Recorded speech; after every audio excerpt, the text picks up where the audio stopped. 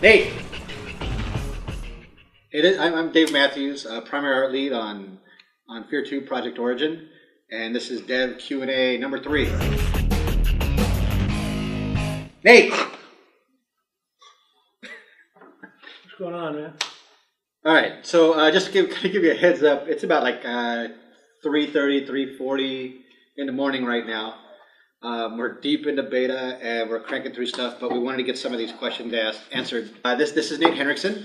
Go ahead and introduce yourself. Hey, how's it going? I'm Nathan Hendrickson. Let's just start diving in. Yeah. We're going to answer questions. Is that what I'm here for? This comes from Revan. Will you take damage from Alma attacking you, or is it just scares? Because Alma actually gets a lot closer to you this time, you're going to actually start to you're going to feel the influences of her. We wanted to amp her up a bit so that she became a true threat to the player and thus damage you. So. Oh, will there be 2 shotguns? And that comes from Jufro. Absolutely, there's going to be 2 shotguns. We have the old traditional pump that everybody loves, but we also have the clip-fed shotgun. Higher rate of fire. Very powerful. Nice.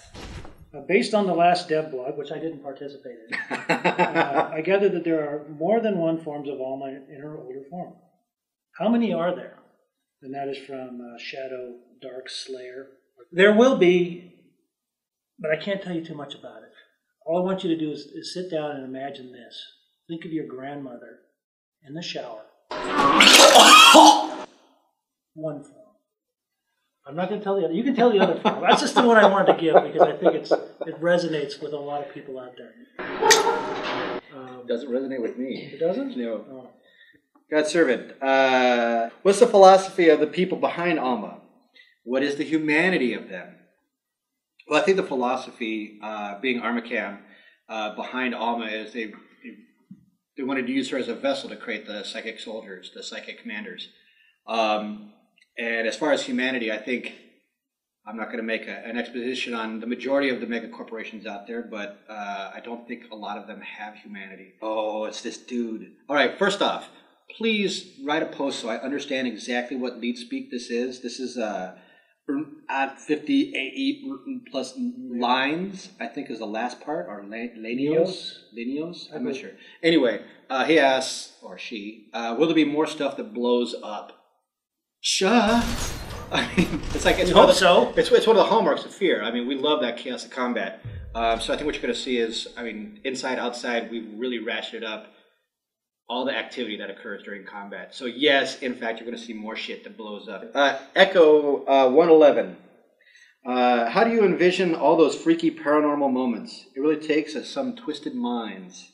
I think probably from the dev blogs already, you can already see that we're a little bent. We're pretty messed up. And we're proud of it. Sam100 wants to know why Alma wants to touch the protagonist in the game. Do the player have to do anything to defend himself from Alma attacks and abomination grapples? Alma want to touch. Alma wants to touch you for a wide variety of reasons, but we'll let the game tell you those reasons. But yes, you will be able to defend yourself and push them off and kick them off.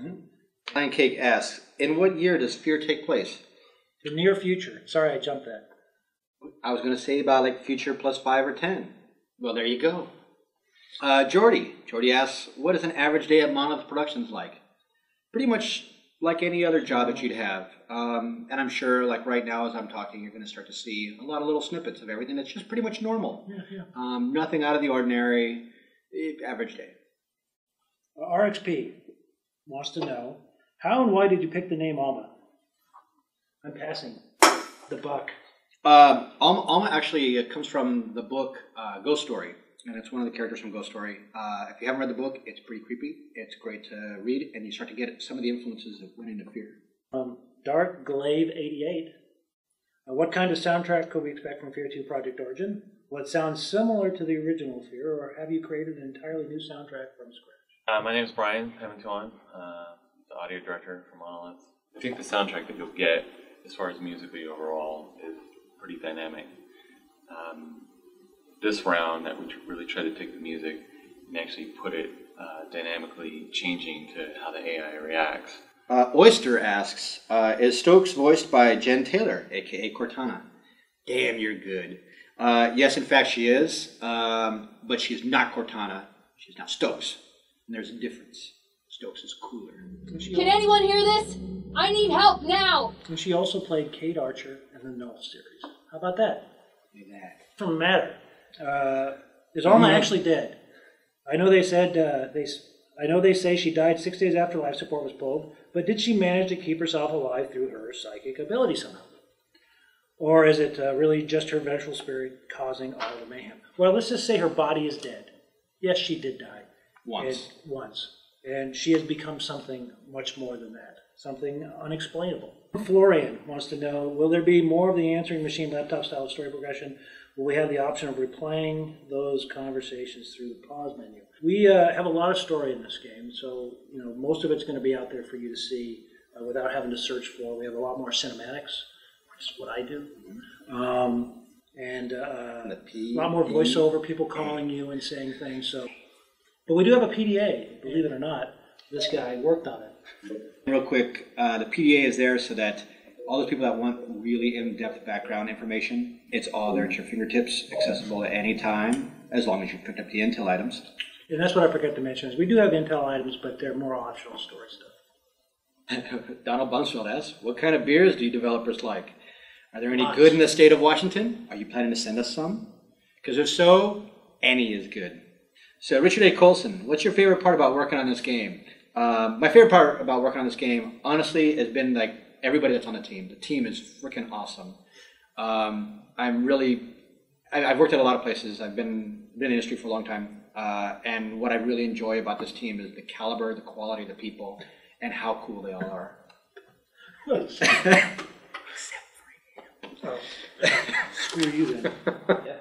All right, well, I think that concludes Dev Q&A number 3. Keep those questions coming. They're awesome. Yes. Thanks for keeping us up at night.